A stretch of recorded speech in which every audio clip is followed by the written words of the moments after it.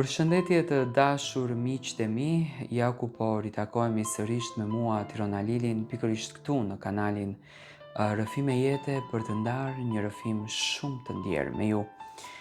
Do të flasim për një histori e cila në fakt është e pazakontë. Kemi dëgjuar histori të tilla, por janë pak të pabesueshme.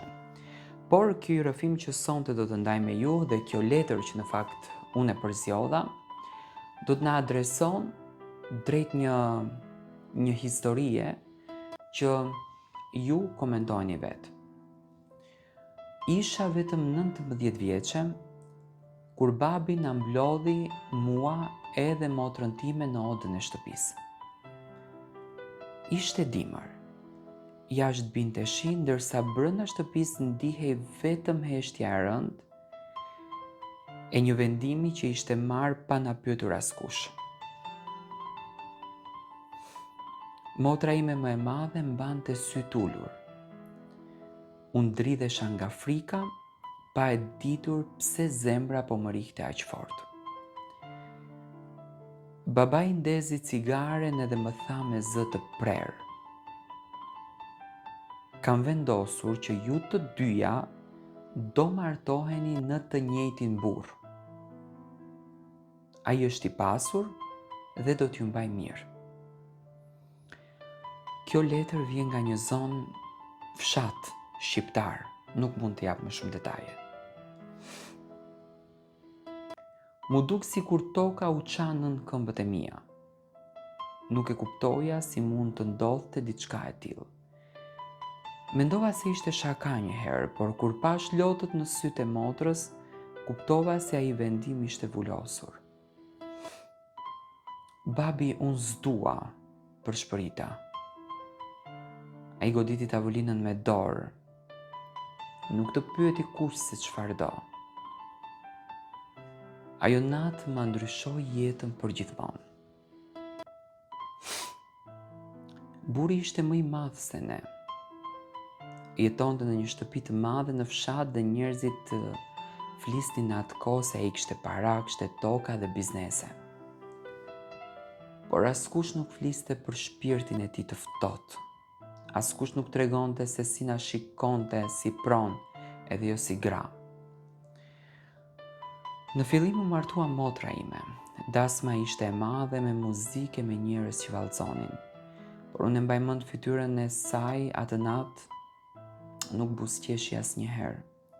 Vetëm më shtrëngoi dorën edhe më tha: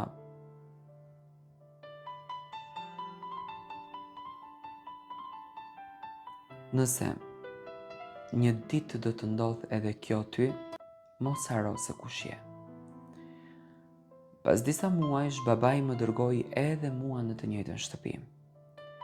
Zyrtarisht njerëzit thoshin se isha ndihmë për motrën, por e vërteta ishte tjetër.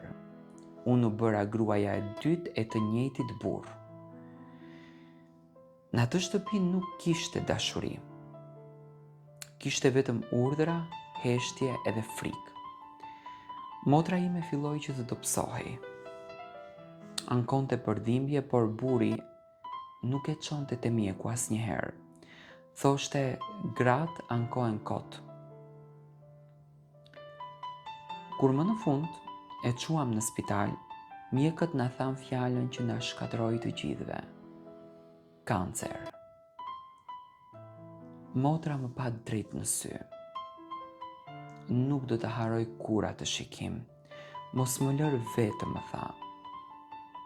Ditët e saj të fundit ishin ferë. Flinte me dhimbje, zgjohej duke qarë dhe unë i rija pranë duke i mbajtur dorën. Dhe shpesh më thoshte: "Ti nuk e doje këtë jetë, unë e di." Unë qaja fshehur azi, ndjesha fajtore pa e ditur pse. Si kur po i merja vëndin, si kur po ja vidhja jetën pa dashje. Një natë, ndërsa shiu binte fort jashtë, ajo më kërkoi një gotë ujë. Kur u ktheva në dhomë, sytë e saj kishin mbetur hapur dhe dora ishte e ftohur. Bota ime u shëmb.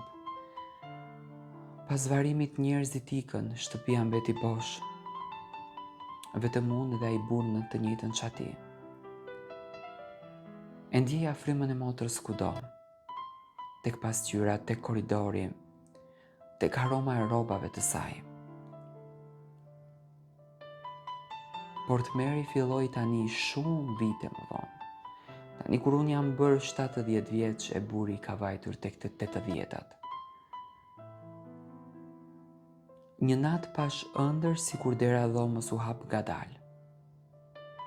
Motra ime hyri brënda me fustanin e bardhë të dasmës.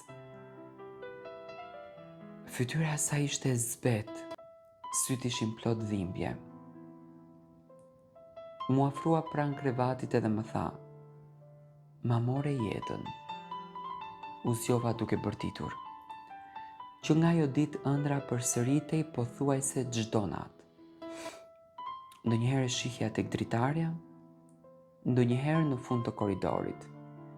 Gjithmonë më thoshte të njëjtën fjali: "Ma more jetën."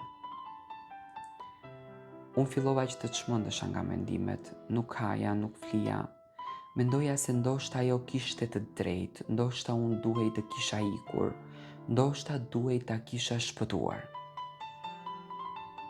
Një natë shkova tek vari i saj vetëm, ishte errësirë, rash në gjunjë dhe qava me zë.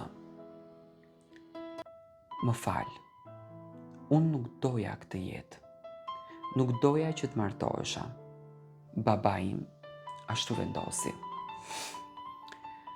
Era frynte fort dhe për herë të parë pas shumë muajsh ndjeva një qetësi të çuditshme. Atë natë e pash në ëndër sërisht, por kësaj here nuk qante. Ishte ulur pranë një lumi dhe më shikonte qetë. "Mjaft e fajsove veten," më tha. "Fajin nuk e kishe ti." U zgjova me lot në sy, por për vite me radh jetova me atë barë në zemër, me mallin për motrën, me zemërimin ndaj babait që vendosi fatin ton pa pyetur kurrë çfarë ndjenim ne.